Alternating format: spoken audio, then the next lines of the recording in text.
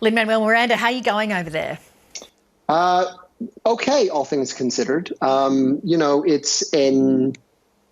It's a time unlike any I can remember, but we have the incredible privilege of being able to stay home so that other people can stay safe. And I'm locked down with my wife and kids. My in-laws live nearby; they're able to help. So we're pretty lucky, all things considered. Your children are young. We know that you're a great composer and lyricist, but how are your maths teaching skills, eh? Considerably less practiced than my lyrical skills, but my son, who is 5 and in kindergarten, has adapted really nicely. I think the hardest part of this has been Zoom kindergarten. Try telling a 5-year-old that like the person on the other side of the screen can see him and can tell when he's not paying attention. And so that's been I think a challenge a lot of parents have faced. But we're rolling with it and having a lot of fun. So will the planned Australian production of Hamilton go ahead next year? Yeah, luckily we were really sort of ahead of the ball in terms of this production. We did 2 rounds of casting sessions last year, one last fall and one last winter. In fact, one of the last parties I went to before the lockdown happened was our annual Hamilton Christmas party, and I got to meet the Australian cast and stage management, and they were telling us about the exciting prospects they had. And then they've continued to sort of carry the ball. They've been doing workshops and auditions and boot camps with Australian talent. Our goal is to cast an incredibly diverse all Australian cast for this production, and so they've continued to do that incredible work. And these actors have adapted in this incredible time. Imagine running a dance workshop like this. But that's what they've managed to do. So we are still on track to open at the Lyric Opera House in March of next year. Will you come down yourself? Oh, I hope so. I really hope. I hope to be able to. Absolutely. The last time I was in Australia was for the Melbourne Comedy Festival. Over 10 years ago now. I wasn't even married to my wife yet the last time I was there. And we had an amazing month at the Melbourne Comedy Festival. And I really loved it. So I'm hoping to go back and enjoy Sydney. It's such an American show, both in terms of the style of the music and the content of the story. Why the choice to have an all-Australian cast rather than export some of the American cast? Well, I find myself continually fascinated by the way in which other productions continue to make it their own.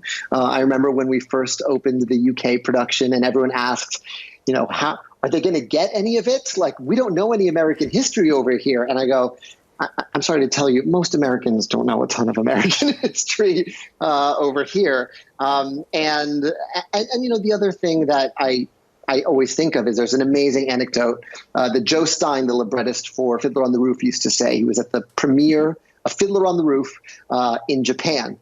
And at intermission, someone came over to him and said, "Are you men involved with this production?" And they said, "Yes."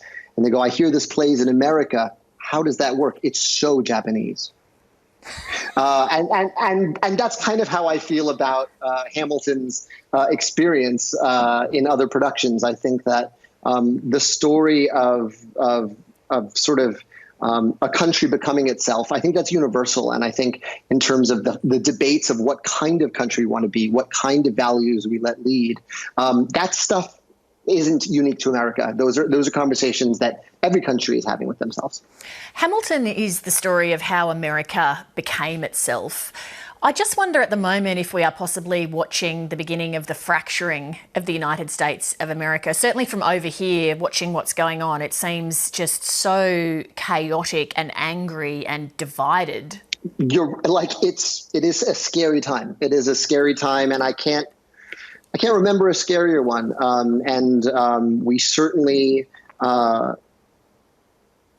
if you watch the news and if you watch the news coming out of our administration, it feels like there's a real lack of leadership in terms of consistency, in terms of what happens during a scary time like this, like what to do in this pandemic. And there's a lot of mixed messages.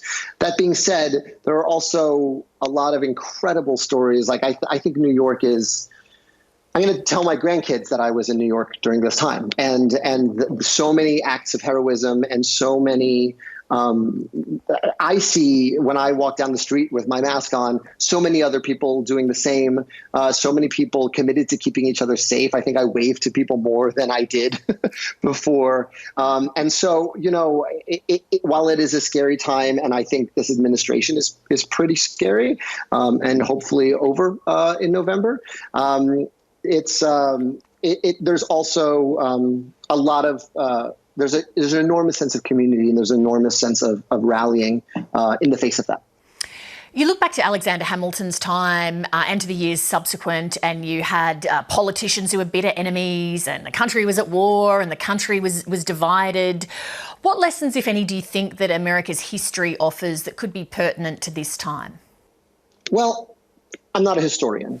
I learned just enough American history to write the show you're going to see in March of 21. And I think any historian will tell you that. But I do think that one of my insights in writing the show was in reading the debates between Alexander Hamilton and Thomas Jefferson. They're the same fights we're having now. They are, when are we 50 states and when are we one nation? Who are we in regards to how we treat other countries? Those are conversations that are happening right now. I mean, right now, as some states struggle to reopen and push to reopen, and others are just receiving the worst of the pandemic, that notion of when are we on our own and when are we unified as a country, it couldn't be more relevant. And I think my insight in writing it was, those are just our fights, the same way that the fights you have in your family are just your family's fights. And those debates, I tried to write them as if they were happening right now, and use language that would be as recognizable in today's news as it would in the news of 1791. And I think that shows how far we've come. I think that also shows how little we change. And so it's the thing I never really anticipated about Hamilton is how political language would sort of adopt lyrics from the show. I mean, the room where it happens has become a political catchphrase in the United States. Anytime a vote doesn't pass, I see 500 tweets, you don't have the votes. You don't. So that's the thing I never could have anticipated, was a musical, which so often stays on the arts and leisure page, entering the national conversation in that way. Oh, totally. Any time that I am with somebody who's being a bit of a know-it-all, I am literally singing to myself, why do you assume you're the smartest in the room? Yeah. And again, the trickiest thing about writing is going deeper to that specific thing that then becomes universal. Alexander Hamilton at the Constitutional Convention talked so much that he gained political enemies for the rest of his life. And, every time I'm on Twitter, I think every proclamation guarantees free ammunition for your enemies. Broadway has had to shut down during this time, which is unthinkable. What impact has that had on people that you know and would usually be working with? I mean, it's almost unfair to ask any New Yorker the impact of COVID-19 on them, because far worse or for larger magnitude than the events of September 11th. Everyone knows someone affected. I have friends whose parents have passed away. I have friends who have passed away. I have friends who were hospitalized at the peak of the epidemic, made it through and came back home. But, for those of us who make our living and see theater as a calling, because no one goes into theater to make a living. You do it because you love it. And everyone in your life tells you there are way better ways of making a living, but it's a calling. We experience it as a calling. We have a calling where people gather. And we get our energy from where people gather on that stage. And so it's hard for the actors, but I find it's even harder for the stagehands and for the wardrobe folks and stage management. And so, that's why I think you've seen so much. And again, when I tell you that there's also good news coming out of this unprecedented time, I've seen the theater community all over the United States rally as never before. We've raised so much money for organizations like Broadway Cares, Equity Fights AIDS, and the Actors Funds, which just helps anyone involved in entertainment, and their emergency funds for this time. So it's hard. Like, you see everyone participating in every Zoom benefit in the world because we want our audiences back. And we'll be back when it's safe to do so. But it's, it's also about supporting those who really make their living doing this. Have you thought about it all, what it's going to be like, what the vibe in the room is going to be like for the first time when crowds can actually get together again and watch people on stage, what the crowd's going to sound like when an orchestra starts warming up and that kind of thing?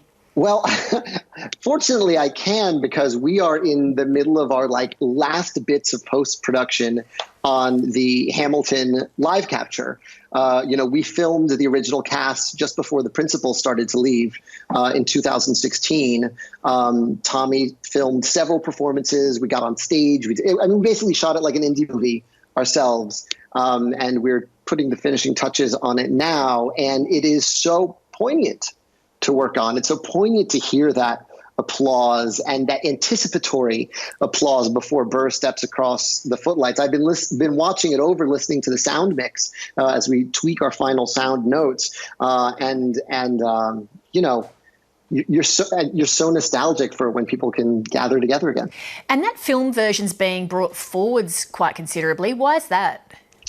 Well, I think a couple of things happened. We are a show that prior to this was doing incredibly well in all its tour stops and on Broadway and in the UK.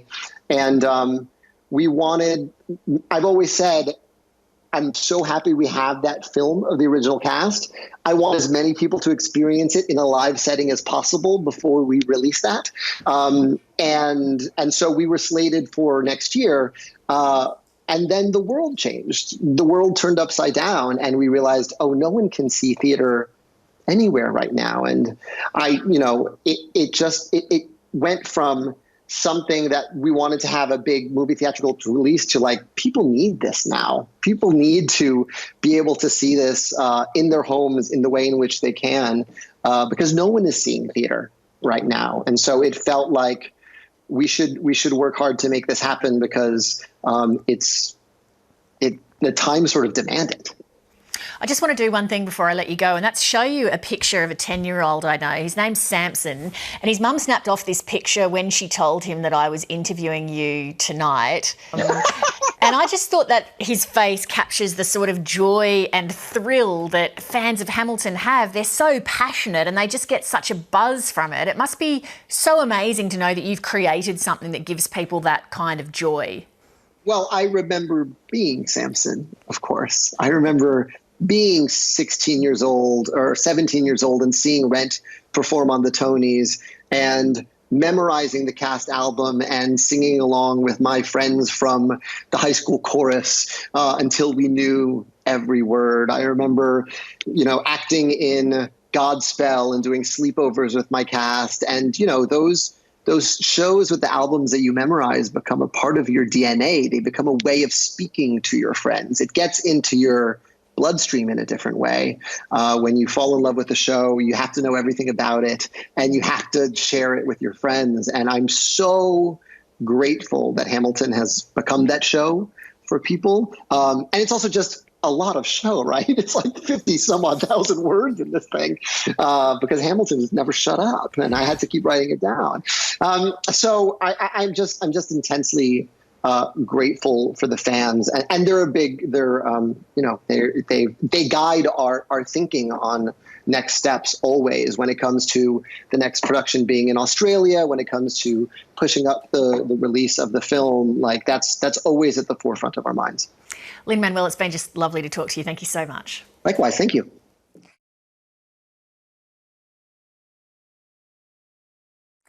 Hi, I'm Leigh Sales. Thanks for watching this story. If you'd like to watch more of 730's stories, they are on the left of your screen. And tap on the button below to subscribe and get the latest from ABC News.